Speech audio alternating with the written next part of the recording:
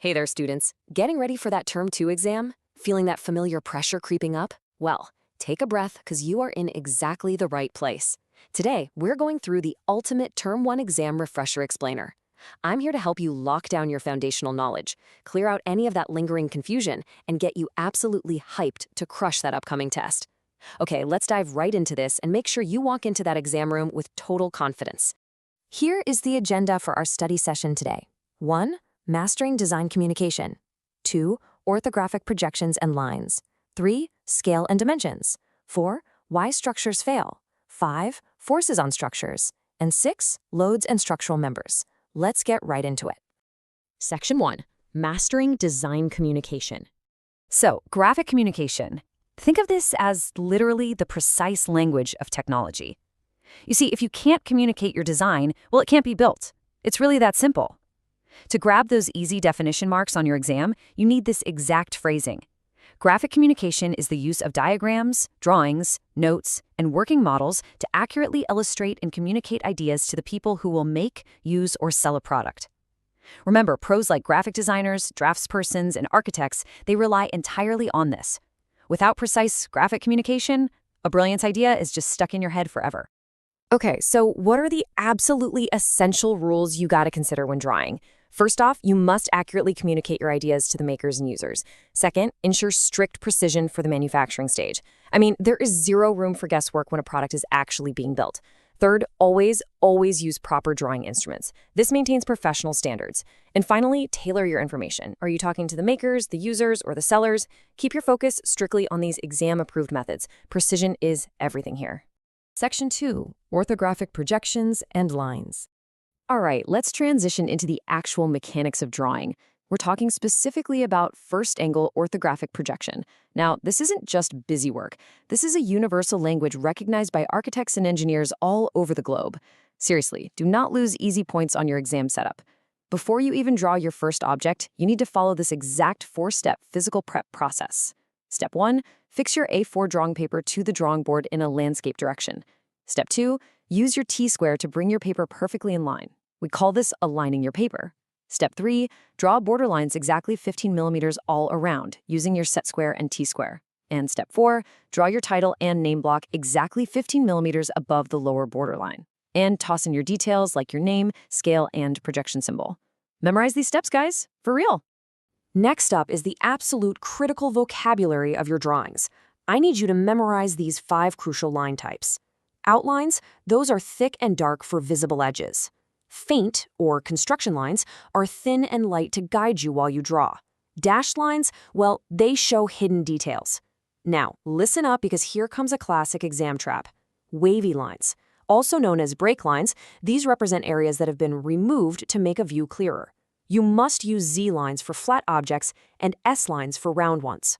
Don't let them trick you on that. Finally, chain lines. They look like a dash and a dot. Those show the axes of circular or symmetrical features. Lock this table into your brain. Section 3. Scale and dimensions. Moving right along, let's dive into the math of translating reality onto a piece of paper. Go ahead and take a mental screenshot of this table right now. This dictates exactly how scale ratios work. If you see a 2-to-1 scale, that means the drawing is double size. So 2 millimeters on paper equals 1 millimeter on the real object. 1-to-1, that's full size, exactly the same. 1-to-2 is half size, meaning 1 millimeter on paper represents 2 millimeters in reality. And 1-to-200 means your drawing is just 1/200th the size of some massive real-world object. The exam absolutely loves testing if you know which side of the ratio represents the paper versus the object. Always remember, paper comes first. Now, when it comes to scaling reality, there are some very strict rules for adding measurements to those drawings. You have to know the difference between dimension lines and extension lines. Dimension lines actually show the measurement distance. They've got to be drawn 8 to 10 millimeters away from the drawing, and they have specific arrowheads that are exactly 3 millimeters long and 0.5 millimeters wide. Now, contrast that with extension lines. These guys project out from your drawing to meet the dimension line, but here is the strict millimeter requirement you need for full marks. You absolutely must leave a 2 millimeter gap between the object's outline and the start of the extension line. Oh, and it must stick out exactly 2 millimeters past the dimension line. Please do not lose points on sloppy line gaps. Section 4. Why structures fail. To understand how to build strong structures, we kind of have to understand how they break first, right?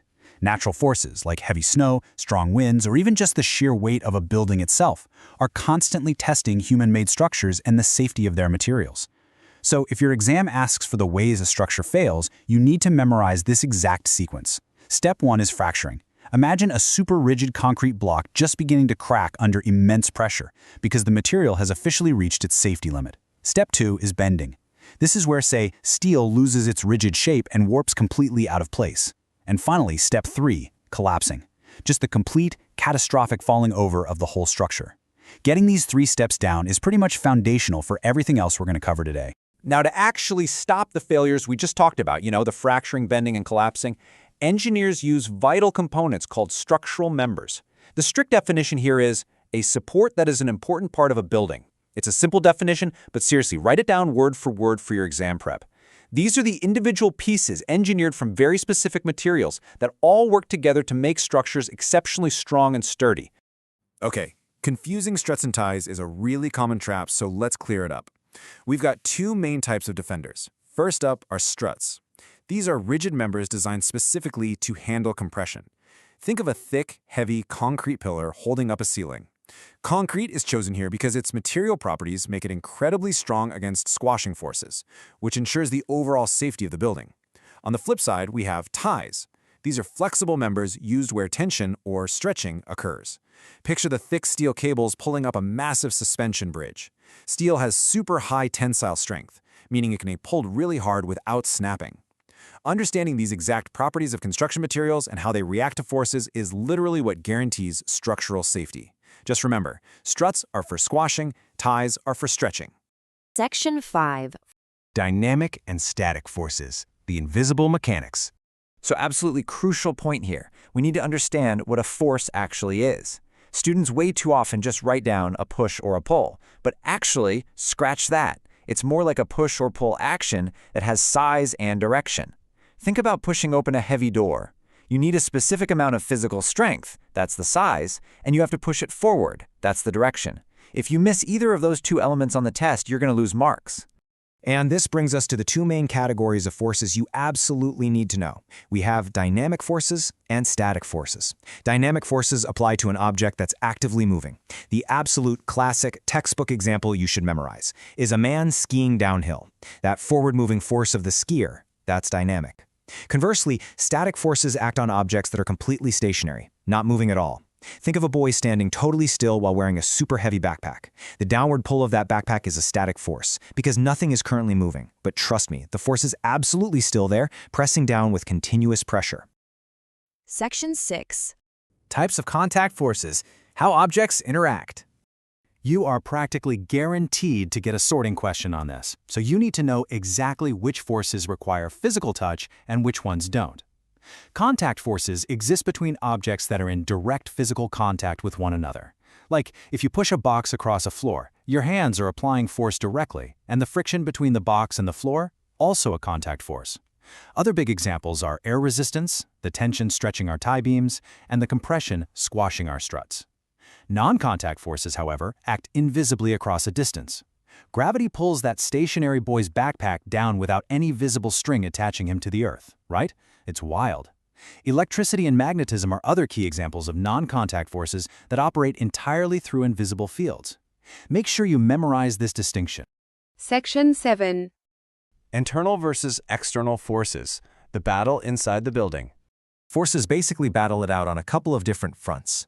On one side, we have external forces. These are the attackers from the outside. Think of a massive gust of wind blowing violently against a high-rise building. We're just the constant, unrelenting downward pull of gravity on a heavy roof. On the other side, we have internal forces. These act inside the materials themselves, fighting back to hold the whole structure together. This is exactly where the strength of our construction materials and our structural members come into play. The intense compression happening inside a concrete strut, or the tension stretching a steel tie beam, those are internal forces actively resisting the external forces to keep the structure safely standing. And that brings us to the golden rule of structures. Please write this exact quote down right now. A structure will collapse if the external forces are greater than the internal forces. It's literally just a giant game of tug-of-war. If the wind pushing on the building is stronger than the internal strength of the struts and ties holding it up, boom, you get fracturing, bending, and collapsing. Section 8. Even and uneven loads, the balance of power. The placement of weight, which engineers call a load, decides the ultimate fate of a structure. When we have even loads, the structure is perfectly aligned and balanced. The weight is spread out uniformly, and because everything is balanced, no movement occurs, meaning we are dealing purely with static forces. Think of a perfectly straight stacked pile of heavy textbooks. It just sits there, entirely stable. But when we introduce uneven loads, the load is suddenly not balanced. This creates a really dangerous difference in forces, and that imbalance causes movement. And as soon as movement occurs, what kind of force do we have? You guessed it, dynamic forces. Now, if an exam question asks you to explain exactly how structural movement occurs, you're going to use this three-step sequence to secure full marks. Step 1. An uneven load is placed. For example, imagine a heavy transport truck parked on a really steep inclined plane. Step 2. Because the load is uneven, unbalanced forces are created within the structure of the truck and the road it sits on, building up all this tension and totally compromising safety. The weight is pushing down significantly harder on one side than the other. Step 3. The imbalance wins, and movement occurs. The truck begins to roll down the hill, transforming static potential into a powerful, dynamic force. Okay, let's take a deep breath and quickly rattle through our master cheat sheet of the golden rules. Seriously, every single concept here is a potential test question. Memorize the sequence of collapse, fracturing, bending, falling. Know your defenders and the material properties. Struts are rigid for compression, ties are flexible for tension. Never forget that a force has to have both size and direction. Remember that dynamic means moving and static means still. Your golden rule: collapse happens when external forces beat internal forces. And finally, even loads equal stability, while uneven loads create movement.